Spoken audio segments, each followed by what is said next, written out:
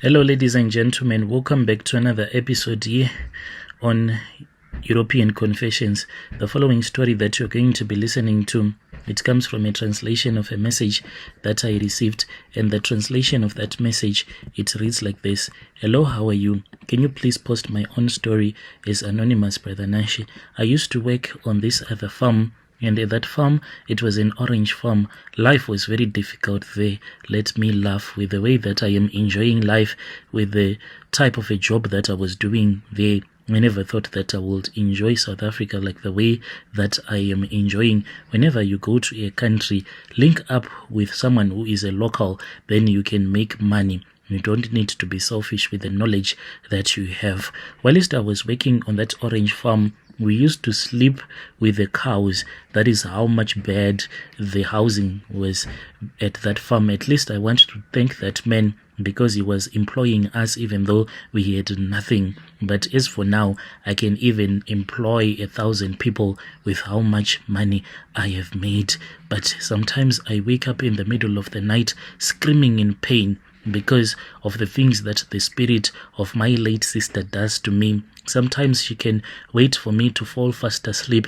She enjoys using needles to torment me. I don't know why. There are times when I wake up and I find about 10 needles that will be stuck in my testicles and in my manhood, which is very painful. That is the way that she torments me, and then I have to remove them, as painful as it is, one by one.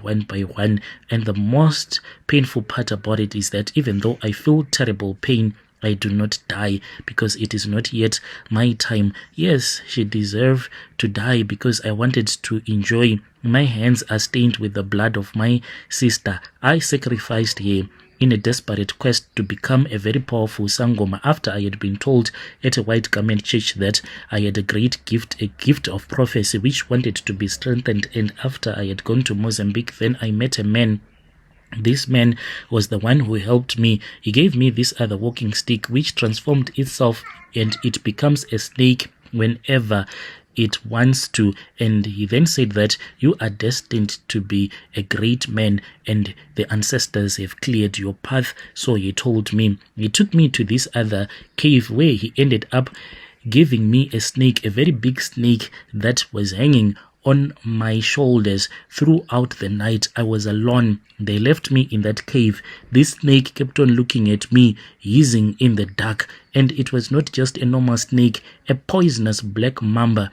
For heaven's sake, he said that this was what was going to make me to be powerful. He did not give me charms. He said, if you die, you die, because this is a battle. You are a soldier that is at war now. You need to do this. If you can't do this, then it means that the ancestors have not chosen you. That is how I became a very powerful Sangoma. I quickly returned back to South Africa, continued my work on that orange farm. People would come to me thinking that I was an honest prophet, but what they did not know was that I was someone who was now into this witchcraft of using charms and hiding those charms behind the prayers.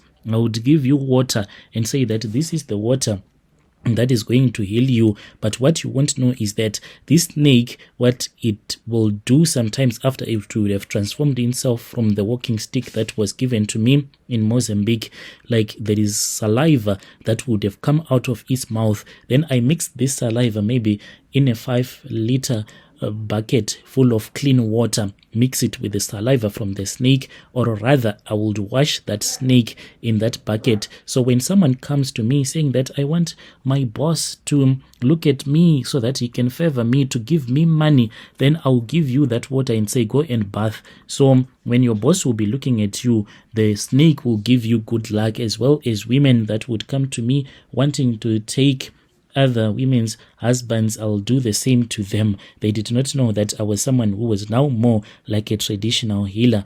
And as for my sister, she had to die because I kept on losing my power. The more that I helped people for less, the more that I did not know that I would be losing my power. I returned back to Mozambique. This was after I kept on going around to other South Africans who wanted me to strengthen their homes, and I'll see that here I'm just giving these people false prophecy. You know, as a prophet, you start using experience when you have no power. You look at a person, immediately you will be able to use a psychological game. You will be asking the person some questions, and the way that he or she will respond will tell you what kind of a life this person is living. That is the way that I was prophesying. Yes, there were people that were assisting me until one day I went to this other old woman's home who wanted me to strengthen her home because there were witches that were coming into her house. This woman, she said, you are a fake Zimbabwean prophet. She saw through the lies because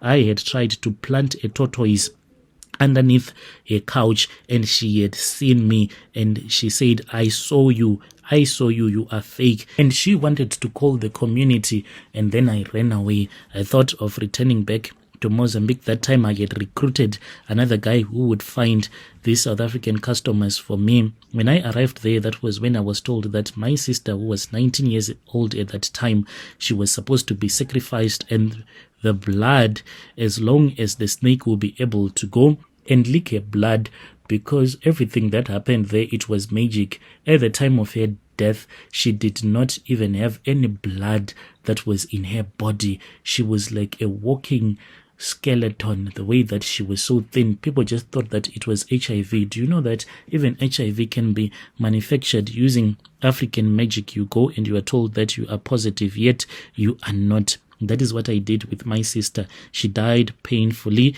and all the while I was harvesting her blood. I had this other very big bucket that I had been told to buy, went with it to Mozambique. As we are speaking right now, it is at a quarter level for this snake. Whenever I assist someone, it becomes so thirsty, so much that it needs the blood of my sister so that it can regain its strength again. I'll keep on doing it as long as I am making money. So this is the work that I have been doing. But now we have taken it a step further. The problem is that when someone calls me, when someone tells me that they want me to remove either a Tokoloshe or whatever that has been left behind by their dead parents, like if you have a parent that you know has a Tokoloshe, make sure that before they die, they throw away those things, because if you let them die, if they leave those Tokoloshe, they will never go anywhere. You will only make the situation to be better, but you can't cast them out of the family, because this will be like a family curse. So what we started doing was that we would go to someone's home, remove the Tokoloshe. This Tokoloshe will be fighting against me, saying that, who are you? Why have you removed me from my own home? So to make sure that this Tokoloshe will not fight against me, the next person who will come to me telling me that they are looking for a job, without them knowing, I'll give them that Tokoloshe. I'll speak with the Tokoloshe in the spirit, even though when you are kneeling in front of me, and tell the Tokoloshe that this is your temporary home. Possess this person. He is now or she is your host.